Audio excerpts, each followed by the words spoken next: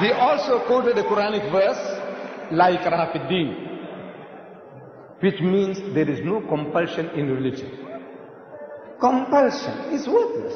At the point of the gun or the knife, you force somebody to say, read the Shahada, the Kalima, the Creed of Islam, and the man is forced to read. What is it worth? Nothing. There is no compulsion in religion. But the insinuation is that the Muslims were doing compulsion. I said, look, my brother, Sharosh, you are a proof that the Muslims didn't use any compulsion for 1,400 years.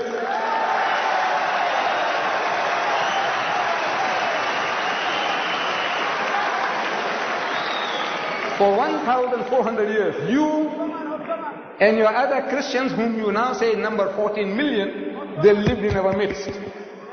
In Egypt, the Muslims have been the overlord of that country for 1,400 years.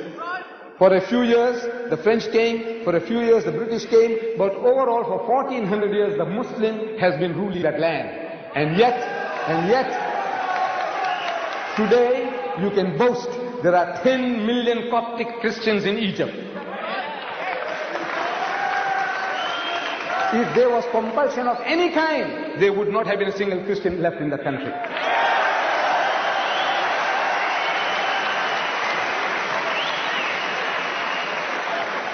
The Muslims ruled Spain for 800 years. 800 years. Because we failed to deliver the message, we were kicked out. We were kicked out. Shame on us. We didn't fulfill our obligations. But if they had used any type of force, even economic force, for 800 years, there would not have been a single Christian left in the country.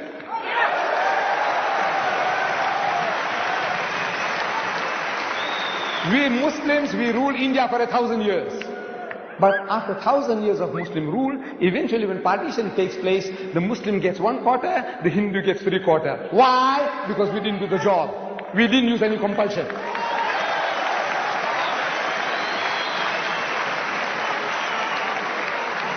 And which Muslim army went to Indonesia? Which Muslim army went to Nigeria? Which Muslim army conquered the east coast of Africa? Which Muslim army? Today, the Britisher and the American, he's coming towards Islam. I want to know what sword? What sword? What sword is the Muslim using? The sword of the intellect. George Bernard Shaw, he said, if any religion has a chance of conquering England, nay Europe, within the next 100 years, so that religion is Islam.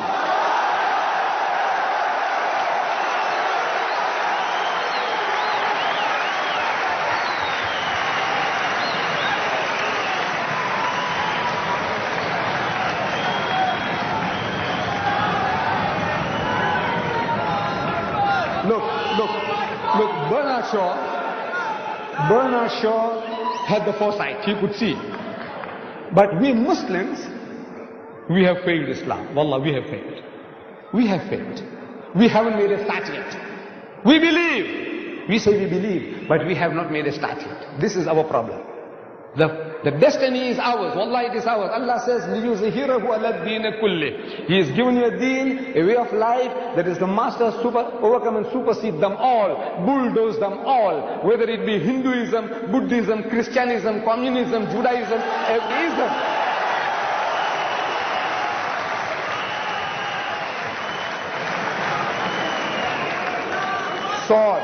Sword. I'm asking, what sword? Thomas Carlyle in 1840, he delivered a series of lectures here in the UK. In England, Thomas Carlyle, one of the greatest thinkers of the past century. Thomas Carlyle. And he says, the sword. He said, the sword indeed. But where will you get your sword? He said, every new opinion at its beginning is precisely in the minority of one. In one man's head alone, there it dwells as yet. That he take a sword and try to propagate with that will do little for him. He said, first you must get your sword. And how do you get your sword? Through the intellect, through reasoning. Udu ila sabili rabbika bil hikmati. Allah says, invite all to the ways of thy Lord with wisdom, the sword of the intellect of wisdom. Wal maw'izatil hasanati, and with beautiful preaching. Wajadilhum billati ahsan, and reason with them in the ways that are best and most gracious. This is the sword.